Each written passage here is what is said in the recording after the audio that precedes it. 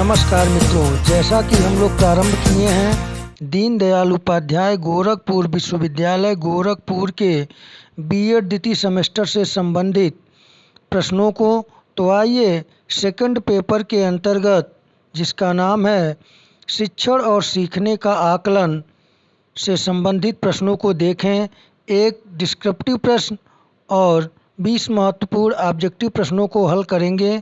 तो आइए बिना देर किए शुरू करते हैं। आज का पहला डिस्क्रिप्टिव प्रश्न है, उपलब्धि परीक्षण से क्या तात्पर्य है।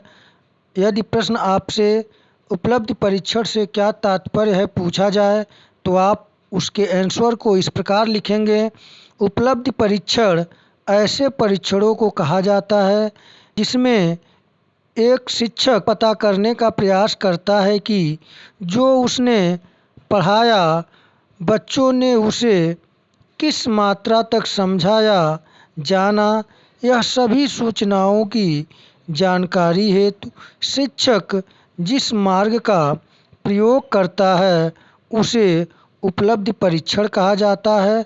इस प्रकार आप इस आंसर को देख के लग जाएगा कि जो कुछ पढ़ाया जाता है, शिक्षक जो क्लासरूम में अधिगम कराता है के जांच का मार्ग उपलब्धि परीक्षण कहलाता है। इसके अंतर्गत शिक्षक छात्रों की उपलब्धि का पता लगाने का प्रयास करता है और कुछ ऐसे तरीकों से यह ज्ञात करने की कोशिश करता है कि उसने जितना अभी तक पढ़ाया उसमें से छात्रों को कितना समझ में आया। प्राप्त किए ज्ञान, कला एवं कौशल का पता लगाने के लिए शिक्षक छात्रों का परीक्षण करता है। जैसे आम तौर पर एक शिक्षक यूनिट टेस्ट, विषय आधारित टेस्ट या प्रकरण संबंधी टेस्ट लेता है। उपलब्धि परीक्षण का प्रयोग लिखित और मौखिक दोनों रूप में किया जाता है। तो आपको इस प्रकार आंसर लिखना है। इसके बाद आप कुछ प्रमुख विद्वानों की उपलब्धि परीक्षण की परिभाषाओं को लिखना होगा। पहली परिभाषा है प्रेसी, रॉबिन्सन व हार्क्स के अनुसार उपलब्धि परीक्षाओं का निर्माण मुख्य रूप से छात्रों के सीखने के स्वरूप और सीमा का माप करने के लिए किया जाता है। यह परिभाषा प्रेसी, रॉबिन्सन व हार्क्स महोदय ने दिया है।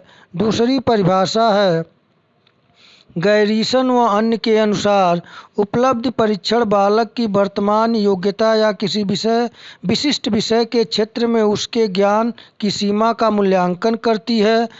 तीसरी परिभाषा है थॉर्नडाइक व हेगन के अनुसार जब हम उपलब्धि परीक्षा का प्रयोग करते हैं तब हम इस बात का निश्चय करना चाहते हैं कि एक विशिष्ट प्रकार की शिक्षा प्राप्त करने के उपरांत व्यक्ति ने क्या सीखा है।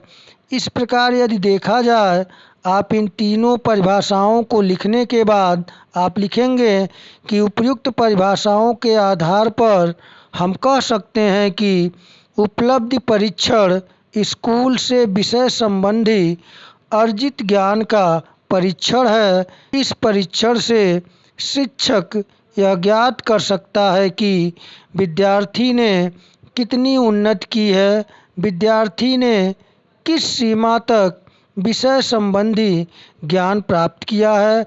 इस प्रकार आप डिस्क्रिप्टिव प्रश्न के उत्तर को देखें।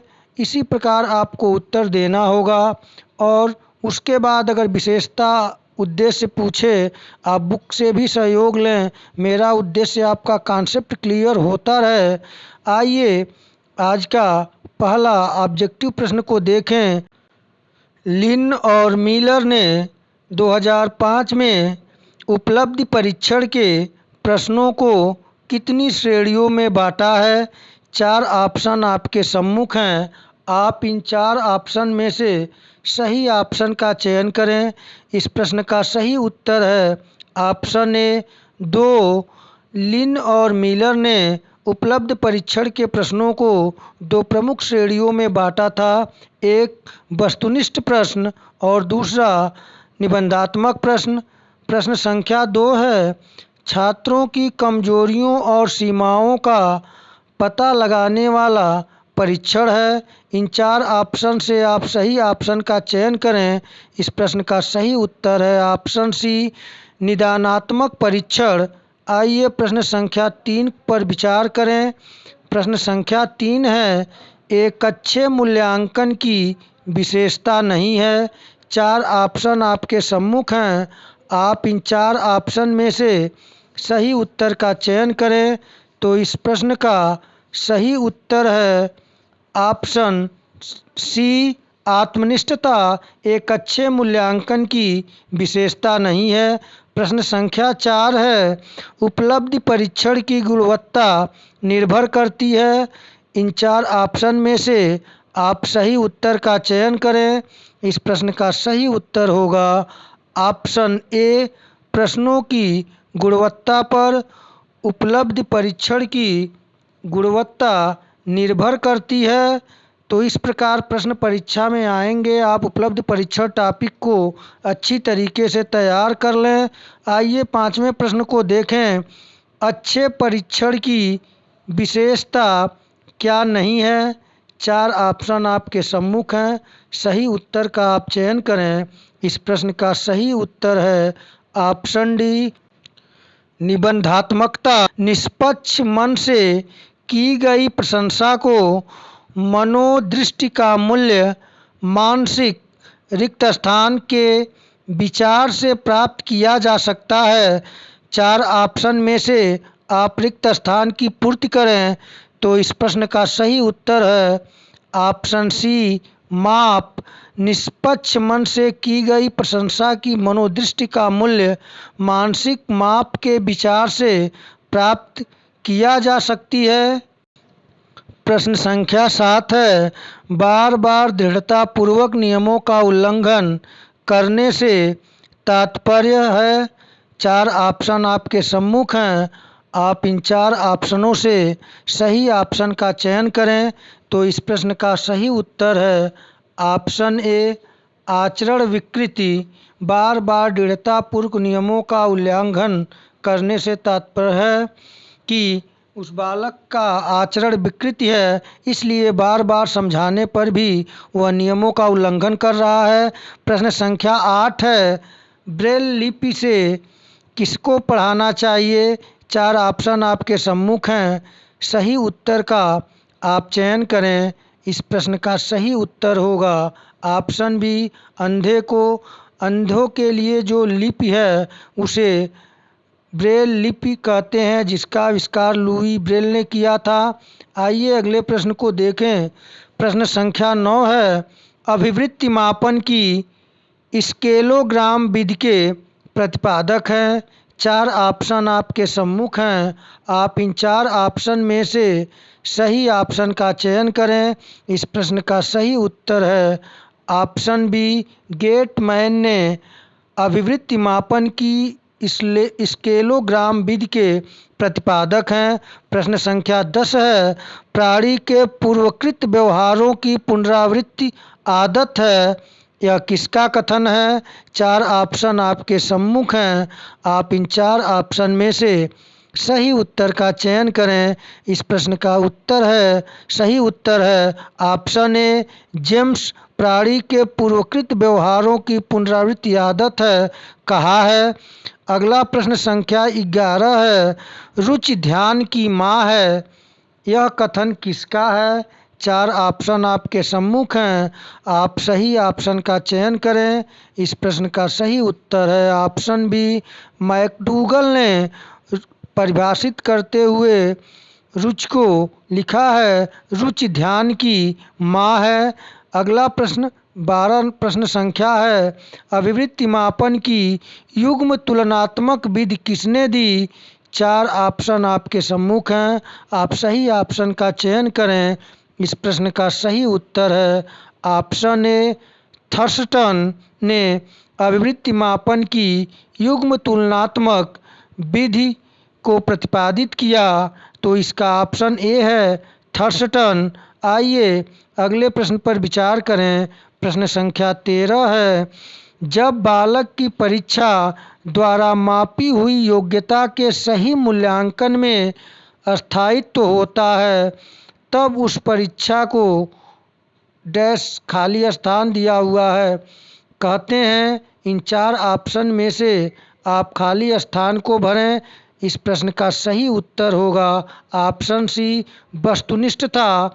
जब बालक की परीक्षा द्वारा मापी हुई योग्यता के सही मूल्यांकन में स्थायित्व होता है तब उस परीक्षा को वस्तुनिष्ठता कहते हैं। प्रश्न संख्या 12 है, भाटिया बैटरी का प्रयोग निम्न में से किसके परीक्षण हेतु किया जाता है? 4 ऑप्शन आपके सम्मुख हैं। आप इन 4 ऑप्शन में से सही उत्तर का चयन करें। इस प्रश्न का सही उत्तर है ऑप्शन बी बुद्धि। भाटिया बैटरी द्वारा बुद्धि परीक्षण किया जाता है। आइए प्रश्न संख्या 15 आपके समक्ष है, बुद्धि का तरल मोजेक मॉडल किसने दिया था? 4 ऑप्शन आपके सम्मुख हैं। आप इस 4 ऑप्शन में से सही उत्तर का चयन करें। इस प्रश्न का सही उत्तर है कैटेल। बुद्धि का तरल मोजेक मॉडल प्रस्तुत किया था। प्रश्न संख्या 16 है, ग्रेड अंकों से कैसे अलग है? यह प्रश्न निम्न में से किस प्रकार के प्रश्नों से संबंध रखता है? 4 ऑप्शन आपके सम्मुख हैं। सही ऑप्शन का आप चयन करें। इस प्रश्न का सही उत्तर है ऑप्शन ए विश्लेषणात्मक। ग्रेड अंकों से कैसे अलग है? यह प्रश्न निम्न में से विश्लेषणात्मक प्रकार के प्रश्नों से संबंध रखता है। आइए अगले प्रश्न को देखें। प्रश्न संख्या 17 है, प्राइमरी मेंटल एबिलिटीज नामक पुस्तक के लेखक कौन है? इन 4 ऑप्शन जो आपके समक्ष दिखाई दे रहे हैं इनमें से सही उत्तर का आप चयन करें। इस प्रश्न का सही उत्तर है ऑप्शन बी थर्स्टन ने प्राइमरी मेंटल एबिलिटीज नामक पुस्तक की रचना की। प्रश्न संख्या 18 है, व्यक्तित्व के मूल्यांकन हेतु प्रयुक्त शब्द साहचर्य परीक्षण विधि का प्रयोग मनोवैज्ञानिक जुंग द्वारा किस वर्ष में किया गया? 4 ऑप्शन में से आप सही उत्तर का चयन करें। इस प्रश्न का सही उत्तर है 1910 ईस्वी में व्यक्तित्व के मूल्यांकन हेतु प्रयुक्त शब्द साहचर्य परीक्षण विधि का प्रयोग जुंग द्वारा किया गया था। तो इस प्रकार आपसे उपलब्धि परीक्षण, बुद्धि परीक्षण से संबंधित प्रश्न पूछे जाएंगे। आप इसे तैयार करते रहें। आइए प्रश्न संख्या 19 को देखें। निम्नलिखित में से समाज मिति विधि के प्रणेता हैं। 4 ऑप्शन आपके सम्मुख हैं। आप सही ऑप्शन का चयन करें। इस प्रश्न का सही उत्तर है ऑप्शन सी जे.एल. मोरेनो ने समाजमिति विधि का जन्म दिया था, यानी कि वे समाजमिति विधि को खोजा था, बनाया था। प्रश्न संख्या 20 है, व्यक्तित्व का पहला प्रकारात्मक वर्गीकरण प्रस्तुत किया। 4 ऑप्शन आपके सम्मुख हैं। आप सही ऑप्शन का चयन करें। इस प्रश्न का सही उत्तर होगा ऑप्शन सी हिप्पोक्रेट्स ने व्यक्तित्व का पहला प्रकारात्मक वर्गीकरण प्रस्तुत किया। तो मित्रों, आज हम लोग एक डिस्क्रिप्टिव और 20 महत्वपूर्ण ऑब्जेक्टिव प्रश्नों को देखें।